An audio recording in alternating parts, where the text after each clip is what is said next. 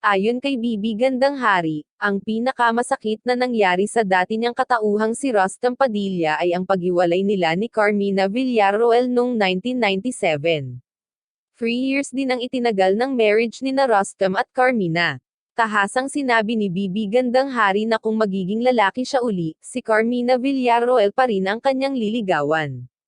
Naghiwalay si Bibi, ang dating Rustam Padilla, at Carmina noong 1997. 3 years din ang itinagal ng kanilang marriage. At makalipas ang 23 taon, binasag ni Bibi ang pananahimik tungkol sa episode na yon ng kanyang buhay. Sa araw na ito, June 21, 2020, sa pamamagitan ng kanyang YouTube channel, nagkwento si Bibi tungkol sa nakaraan ni na Rustam at Carmina. Marami ang nagtatanong, minahal ko raw ba talaga si Carmina? Honestly and true, oo. Ang pinakamasakit na nangyari kay Rustam nung dumating sa panahon na kailangan na silang maghiwalay.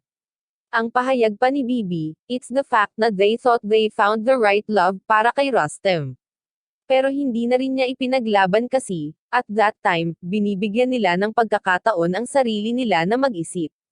Napakabait ng Diyos, I hope si Carmina, ganito rin ang pakiramdam. I don't wanna be selfish about it, pero itinuturing kong blessing si Carmina sa buhay ni Rustam. It could have been the worst of times. Yung panahon na unti-unting gumuguho ang pangarap ni Rustam before his eyes. Ano ba ang pangarap ni Rustam?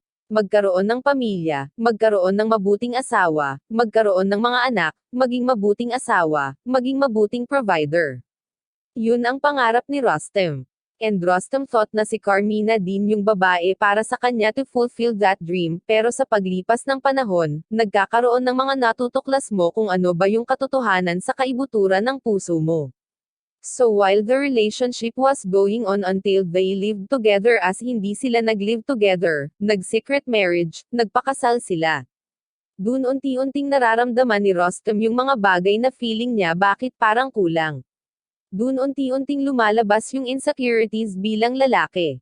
Dahil siguro hindi na-resolve, itong yung sinasabi ko na this is the lesson learned here.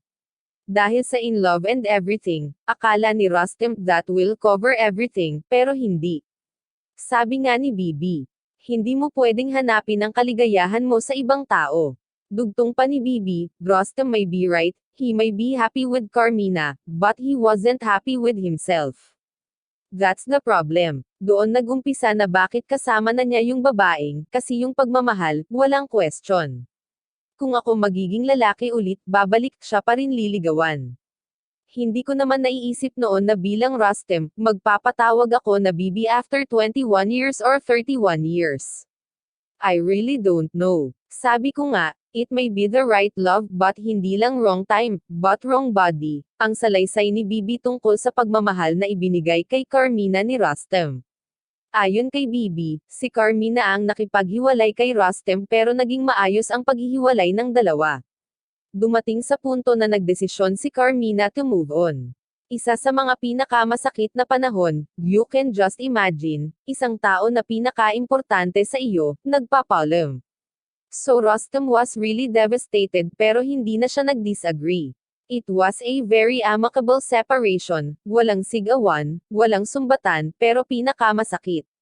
Did it kill Rustam? A part of him died. Definitely kung pag-uusapan yung dreams, kung pag-uusapan ni Rustam, yun yung kabuuan, yun ang Carmina. Definitely after the separation, hindi ko alam kung ano nangyayari noon. Hindi ko na alam how to move on pero, at that time, wala naman choice, but to move on. Wala naman choice, but to overcome, so gaano man kasakit na overcome. Nung naghiwalay sila, ang daming kwentong naglabasan tungkol sa naging dahilan, na kesyo may family feud, may gay issue, at kung ano-ano pa.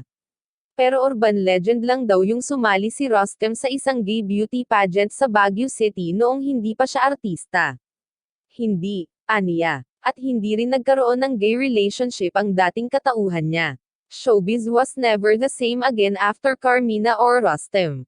Diyan na nagumpisa yung walang katapusang gay issue because of what happened. And to tell you honestly, walang gay relationship si Rustam that time kaya ngayon ang sinasabi ko sa inyo, guys. Hindi niya alam kung paano sasabihin na hindi totoo kasi anong basehan. Ito ang pinanggagalingan ni Rustem, anong basehan na he's gay when, in fact, he's not having relationship with any man. Now, bakit siya apektado?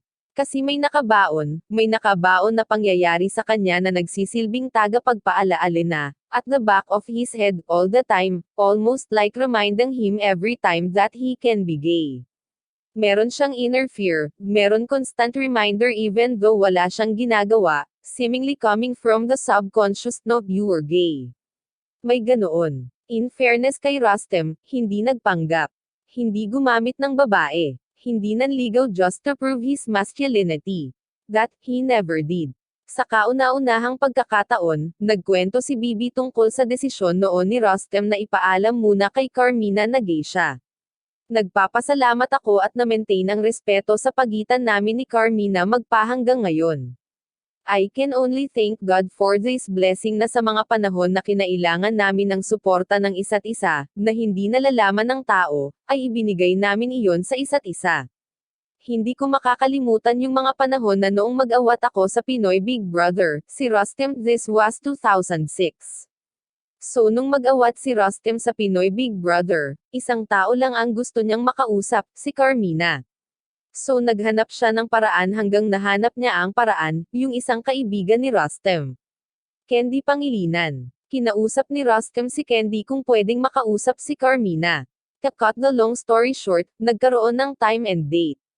Nagpunta si Rustem, nandoon si Carmina kasama si Candy at saka si Jelly de Belen, I think, for moral support, pero nakahiwalay sila. Nandoon kami ni Carmina sa isang side, at doon nag-out si Rustem kay Carmina kaya bago pa ang Pinoy Big Brother, bago pa ang lahat, nag-out si Rustem kay Carmina. Bakit ginawa ni Rustem iyon? Bilang respeto, gusto niyang iparating kay Carmina na hindi nagbabago yung pagmamahal na ibinigay sa kanya ni Rustem kung naramdaman man niya iyon. Gusto rin niyang makita yung acceptance ni Carmina, siguro, at the back of his head. Alam mo kung ano ang sinabi ni Carmina sa kanya. Ang sabi ni Carmina sa kanya, huwag kang mag-alala. Pwede mong asahan ang suporta ko kasi noong panahon na ako naman ang lumapit sa iyo, dahil yun ang panahon na uuwi siya from the US, yung nanganak na siya tapos uuwi siya dito sa Pilipinas. Dahil nga sa fake news, tinatakot siya ng fake news at kung ano-anong mga chismis na kesyo gagawan ko siya ng kaso kasi hindi pa kami annulled noon, hindi pa sila annulled ni Rustem noon. Nagagawan siya ng kaso kapag umuwi siya kasama yung mga bata. Pumunta kay Rustem yung brother-in-law niya, Carmina's brother, pinuntahan sa bahay, kinausap siya, at sinabi nga sa kanya, kung pwedeng tawagan ni Carmina si Rustem para makausap. Alam mo kung anong sabi ni Rustem sa brother-in-law. Sabihin mo kay Carmina, hihintayin ko ang tawag niya, pero sabihin mo, maski hindi pa kami nag-uusap, pwede na siyang umuwi. Hindi totoo iyon, walang magdedemanda, wala kahit ano. Umuwi siya ng maaliwalas dito para sa mga bata.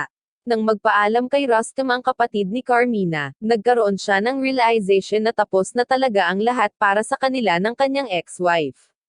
Nasa Baguio City si Rustem, nang makatanggap siya ng tawag sa telepono mula kay Carmina at habang nag-uusap sila, naririnig niya sa background ang boses ng mga anak ng aktres at ni Zoren Legaspi. Usap kami, ng mahinahon. Nag-usap lang, nagkumustahan, nagbigay ng best wishes, nagbigay ng mga assurances na walang magsasabi ng kahit anong masakit na salita, and I think Rustem and Carmina did their best to protect each other's self-esteem. Mabait talaga itong taong ito kasi nakakaalala, kasi imagine, kung iba-ibang tao iyon, nag-out ako, di nag-grandstand na iyon, di ba? Hindi ganoon ang nangyari. Sabi ko nga, it's really a blessing from God na nagkaroon man ng ending, hindi kami pinabayaan na magkaroon ng galit sa isa't isa. Noong panahon na iyon, pagkatapos ng meeting na iyon, gustong-gusto kong akapin si Carmina. Gustong-gustong akapin ni Rustem pero actually, naging magkaibigan kasi sila pagkatapos noon, ani Bibi, na tuluyang napaluhan ng ikwento ang sumunod na insidente ng muling pagkikita nila ni Carmina. Nagtatawagan, nagte-text bilang magkaibigan tapos within siguro 2002, nagkita sila ulit, nag-usap, kamustahan. Syempre, mas magaan na ito kasi mas matagal na yung panahon. Tanggap na lahat so nag-usap sila. Nagkaroon ngayon ng lakas ng loob si Rostam na sabihin kay Carmina na, alam mo, gusto sana kita hug. Sumagot si Carmina, sabi niya, ako din, gusto din sana kita hug but I guess that was enough, yung malaman ko na gusto rin pala siyang hug ni Carmina. I think that was enough for Rostam. Pero kung may babalikan ako, sana nangyari yung yakap, ang lumuluha na kwento ni Bibi, na hanggang ngayon ay hindi nawawala ang respeto at pagmamahal sa dating asawa ni Rostam. Ngayon masaya na ang bawat isa sa sarili nilang mga buhay. Kung nagustuhan mo ang balita mag-subscribe para updated ka sa susunod na balita. Maraming salamat.